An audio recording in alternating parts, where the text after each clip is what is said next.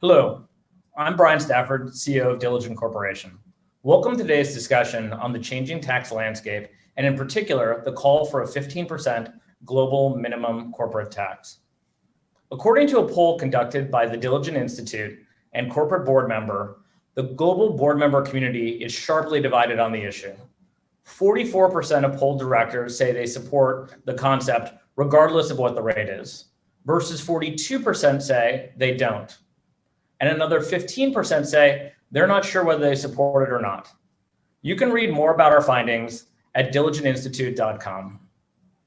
With the next G20 meeting quickly approaching and changes afoot, we're delighted to bring together this esteemed group of thought leaders to help inform the most important dialogue occurring within your boards. Thank you again for joining us.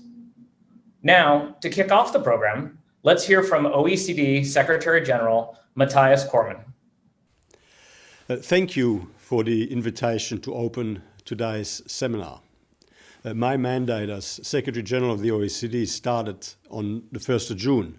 From the outset, international tax policy has been and continues to be one of the top priorities for the organization. Globalization and digitalization have revolutionized our economies and societies. They've also challenged the viability of the global tax architecture for both business and governments.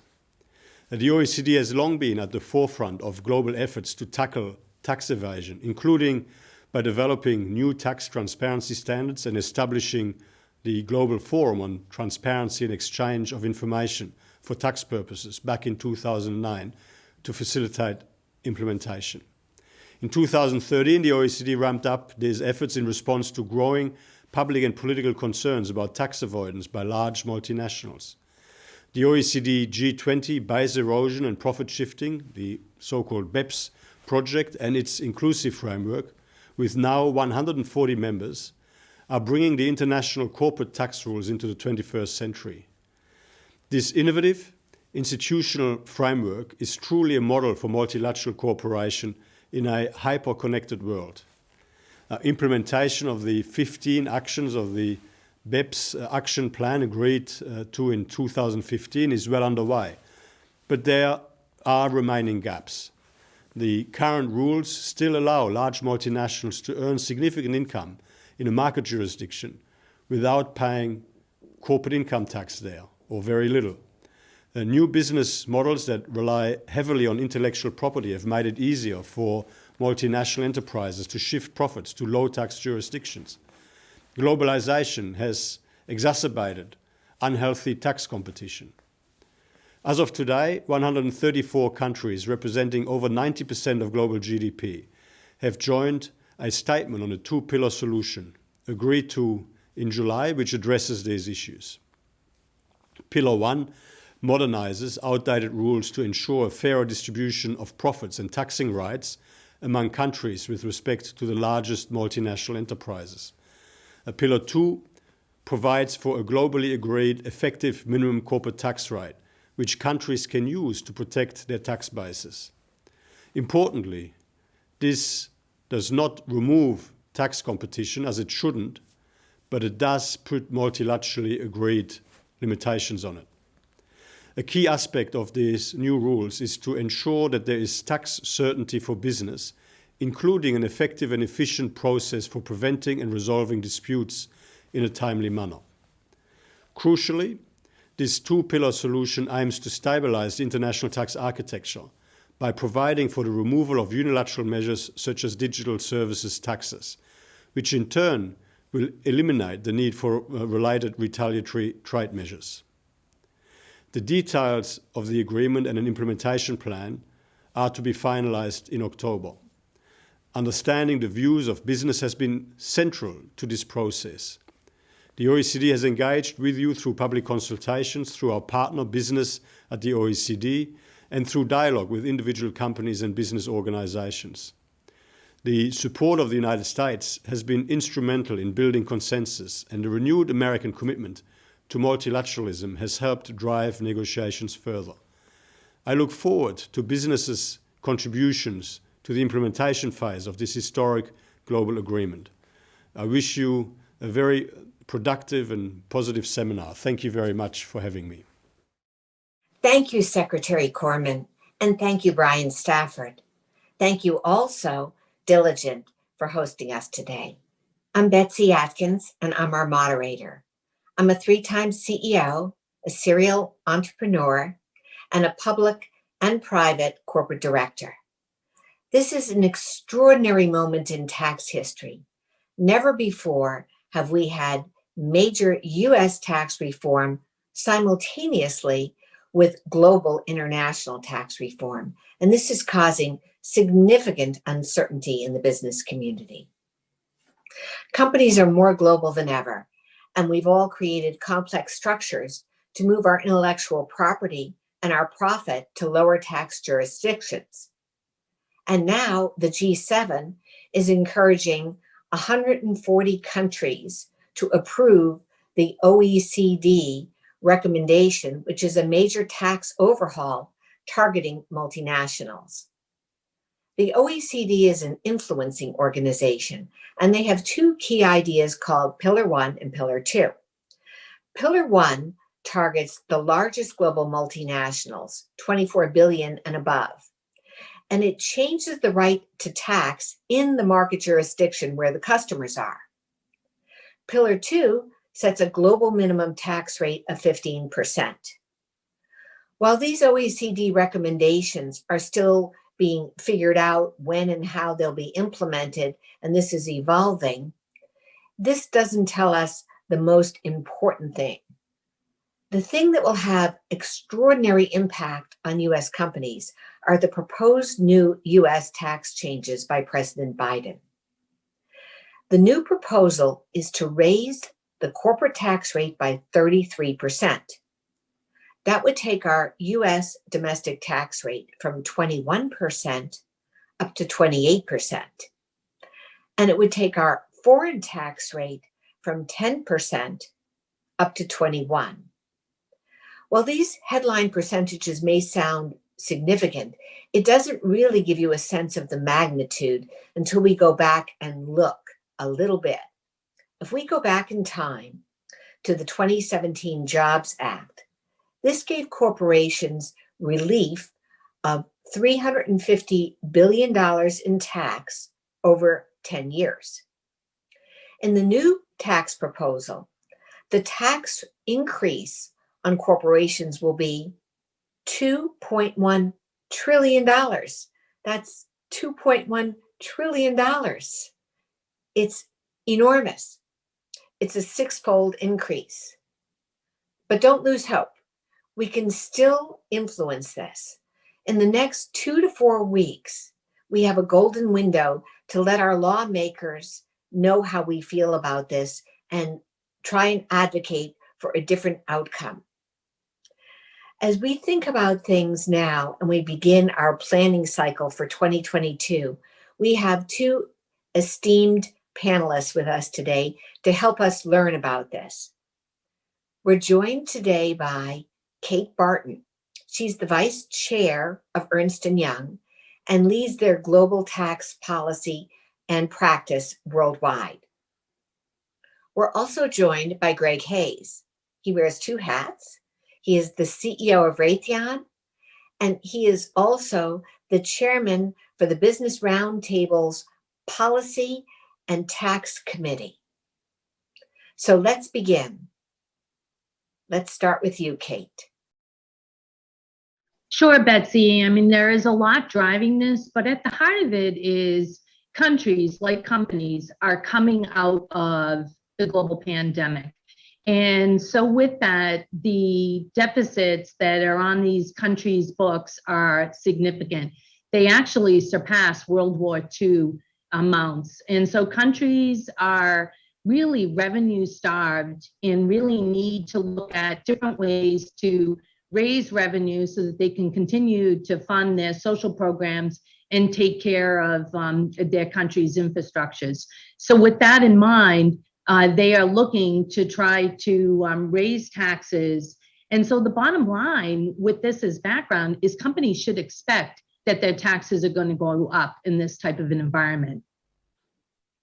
Greg, what are some of the other big factors and what are your board members thinking about and CEOs thinking about here?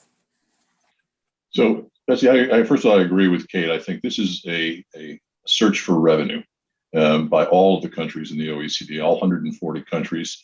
And the question is how is it best allocated? That is, the tax burden amongst the countries based upon the business that we all do in these various locations. This is not new to COVID, though. I think even before COVID and the pandemic, the search for revenue was already well advanced. It's been exacerbated, obviously, by the huge deficits brought on by COVID. But right now, people are looking at companies that aren't paying much in any taxes. They're looking at people that operate in low tax jurisdictions. And there's a sense of inequity here, I think, that OECD is also trying to address.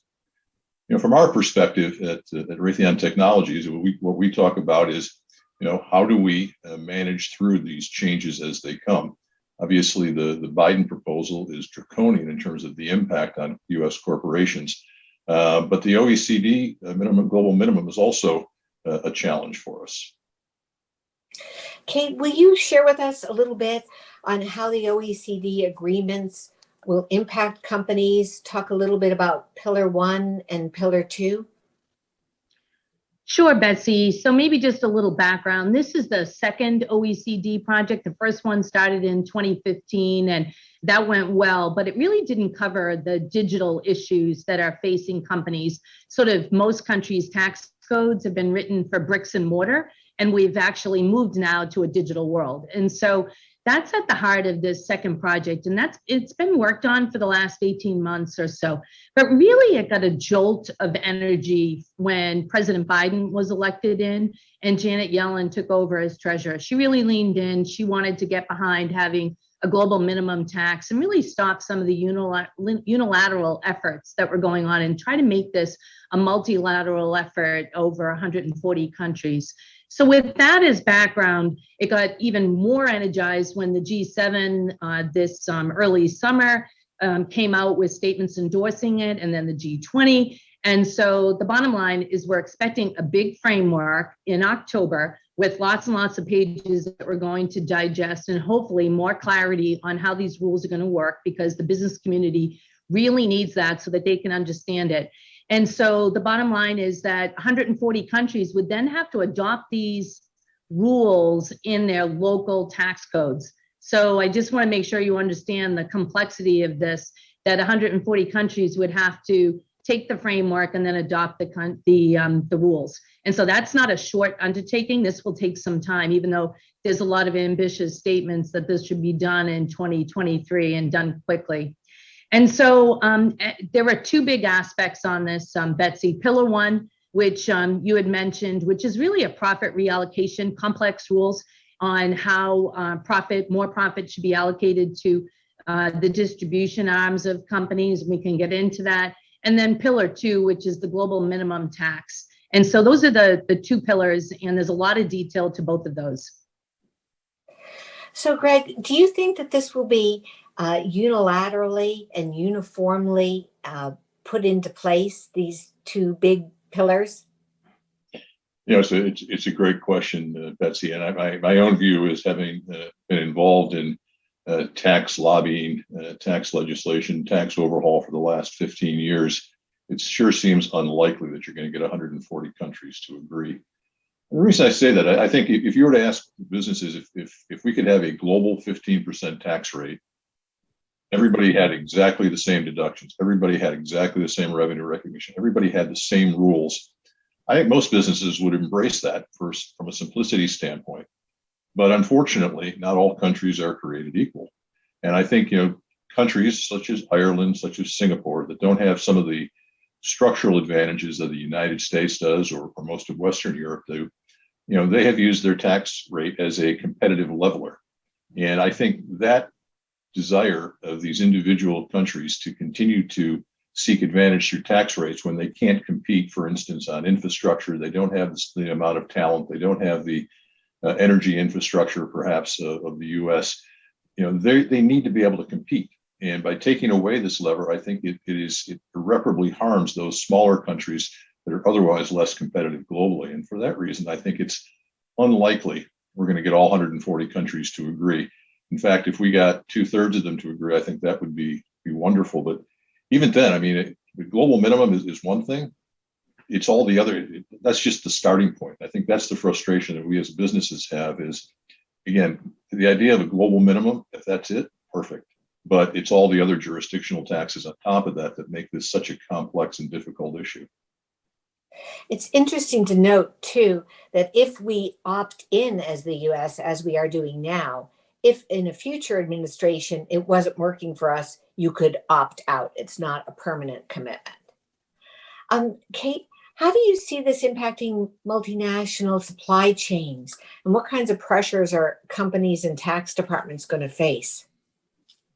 Well, I think first and foremost, there's going to be a lot of work for the tax groups, and certain sectors have done a nice job trying to get themselves opted out. So financial services, mining metals are out.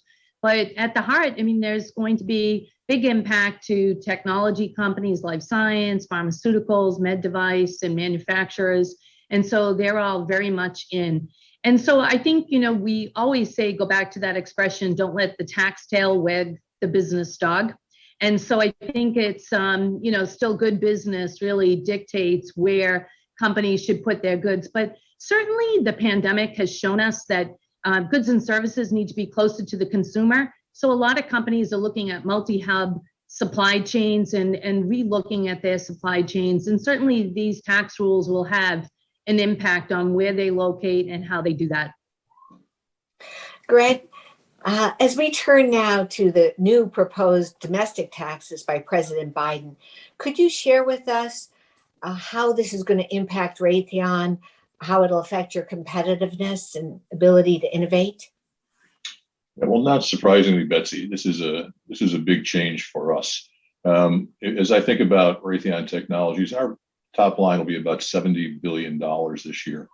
Out of that $70 billion, we'll invest about $6.5 billion in R&D, another $3.5 billion in CapEx. So about $10 billion a year. As we have analyzed the current or the Biden administration proposal, that would add an additional $1 billion of tax costs to our P&L every single year, $1 billion less cash to invest. Now, whether that comes out of CapEx or whether it comes out of R&D, it's got to come from somewhere. And I think that's the unfortunate aspect of these tax proposals is the unintended consequences of tax increases means fewer jobs. That means we don't build a new factory. That means we don't invest in that next aircraft engine or that next system to defend the warfighter. And so those are the tough choices that we'll have to make if we have to send $1 billion to the federal government, additional $1 billion every year. Wow, it's a lot. It's a huge number. Kate, what do you recommend for companies? How do they prepare? How do they think about responding? What are some of the things they can do? Well, there's a lot going on for companies to absorb. And so the number one thing we recommend is you have to have a really great model, and you should be modeling this out because it's really the unintended consequences that might surprise all of the stakeholders. And so the devil's in the detail. We definitely need this framework, which again, hopefully will come out in October and we'll be able to take a look at it and understand better. But you need to model it out. You need to pay attention to the effective dates because that's where you can get whipsawed here or have some of the dichotomy of results that are unintended. And then lastly, there's a lot of education that needs to go on to the analysts, to people at the legislative front. And it's amazing with the right voice, how much impact education can have to make sure that the laws are in fact good ones. Thank you for saying that because we have Greg with us who represents not only Raytheon, but the Business Roundtable. Greg, will you share with us how important you believe it is for corporations to have their voice heard and what's the most effective way we can go about it? Well, I think again, at Business Roundtable, we've got our tax and fiscal policy committee has been actively engaging with both House members as well as senators on both parties. And at the end of the day, when we talk about taxes, when we talk about it is in terms of U.S. competitiveness.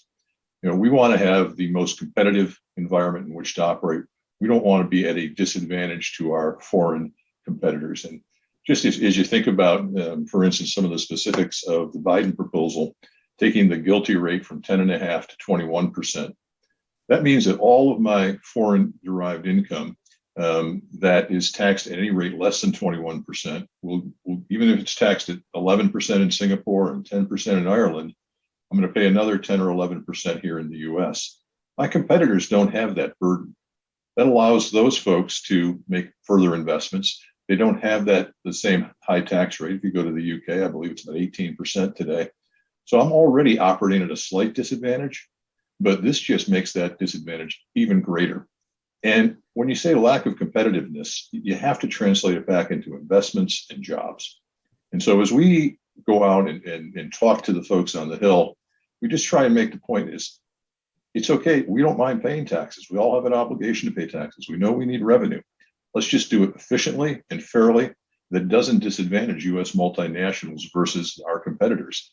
And I would encourage all of you that are on corporate boards to make sure that you're out there talking to these same folks, making sure that your companies are doing the modeling that Kate referred to really understand what the impact of these huge changes could be.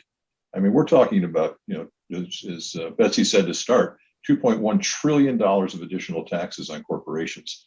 Whether that's CapEx or whether that's R&D, that will have a significant impact on companies' ability to compete globally. Kate, as we think about these new OECD proposals and the changes in the US tax law, are the proposals aligned? Is there a chance of double taxation?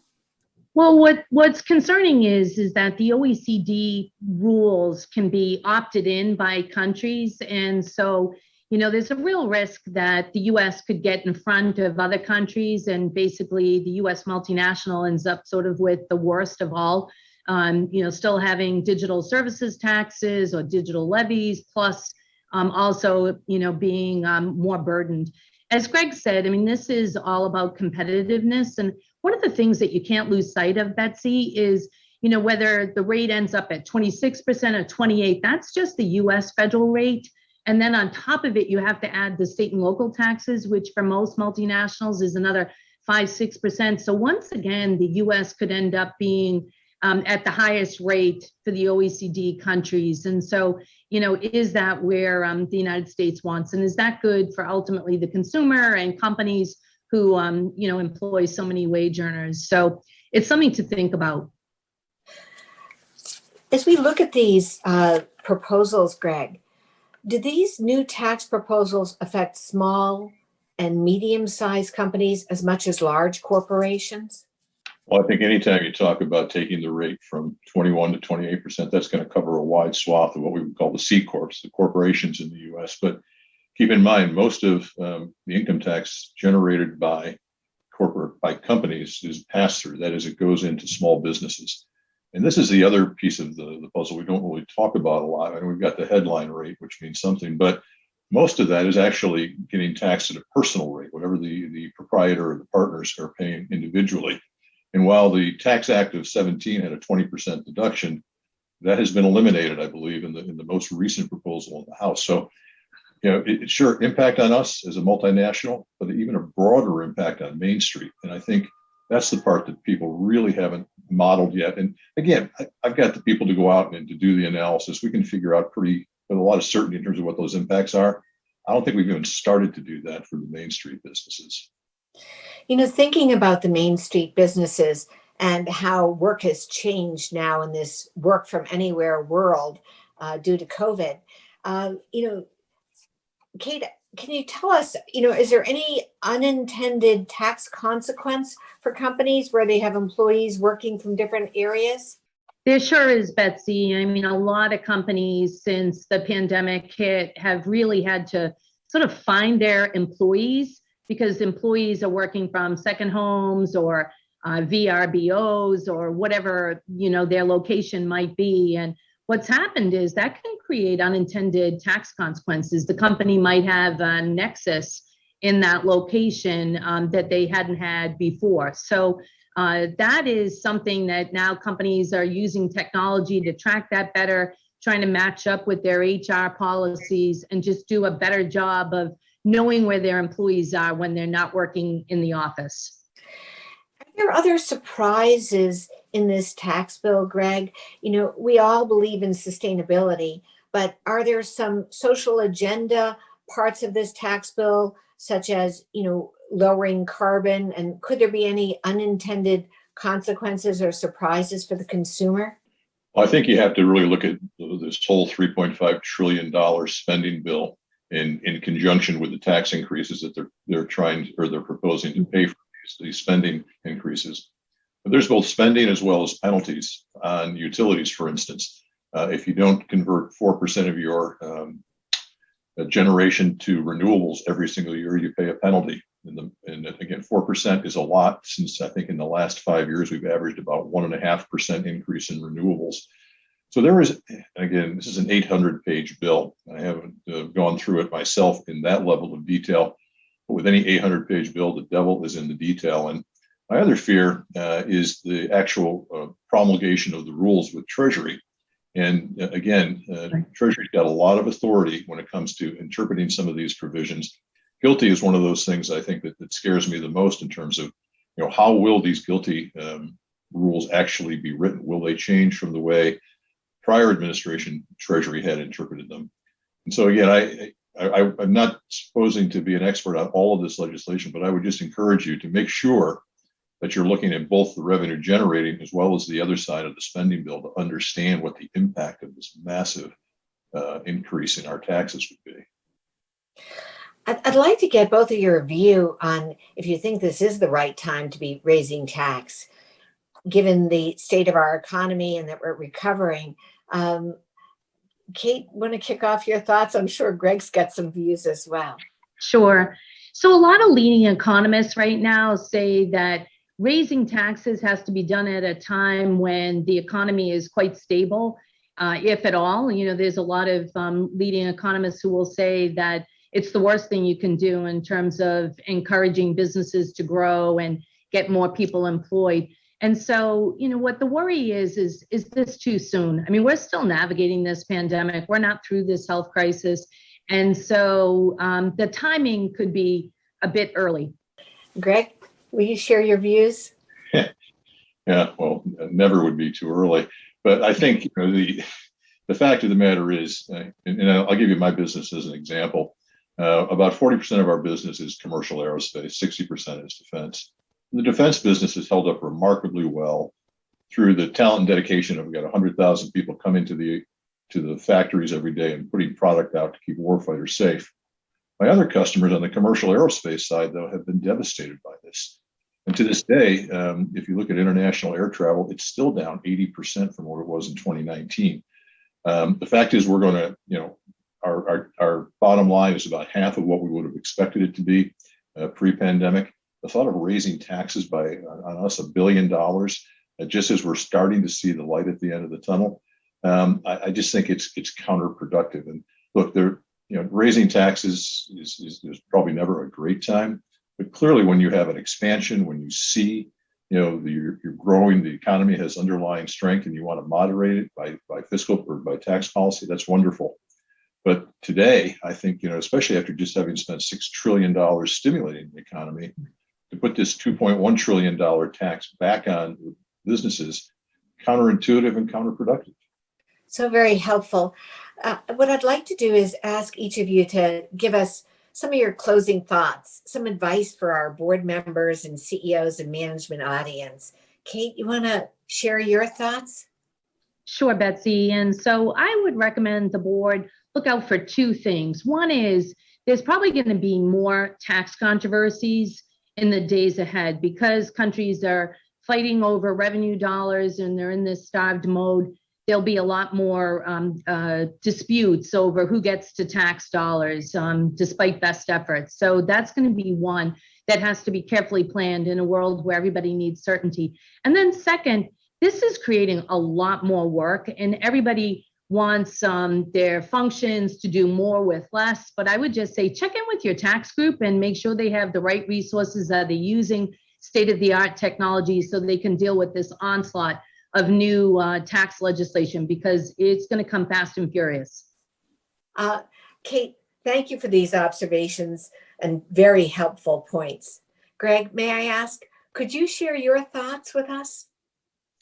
Sure, Betsy. And let me just be very, very specific here. I think the message for this audience is one of, it's not too late to make a change. The bus is about to go off a fiscal cliff, and it's going to do irreparable harm to this economy.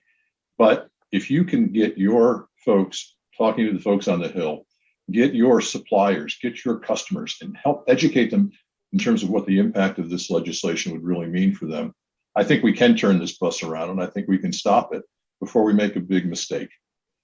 This is, again, it's not the end of the world, but it's one of these things that is a preventable tragedy, if you will. And I would say it's kind of like getting the vaccine, right? We know it works, right? We know keeping our tax rate competitive makes the U.S. a stronger company, creates more jobs, creates more investment. So please, go out there and do your best to try and influence those that are making these big decisions.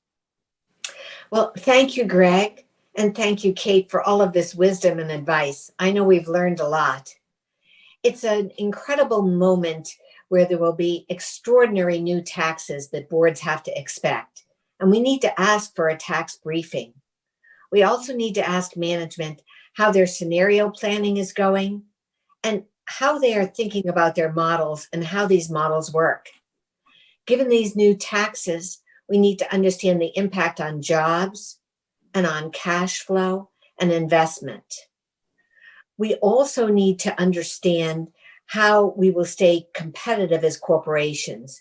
Our very ability to innovate and create value for our stakeholders is now at risk. There are a few things we can do. We can forward build and invest in our tax organization, since there's going to be significantly more reporting required. And we can also analyze our future capital investment in our factories and in R&D centers and in future M&A through this new tax lens.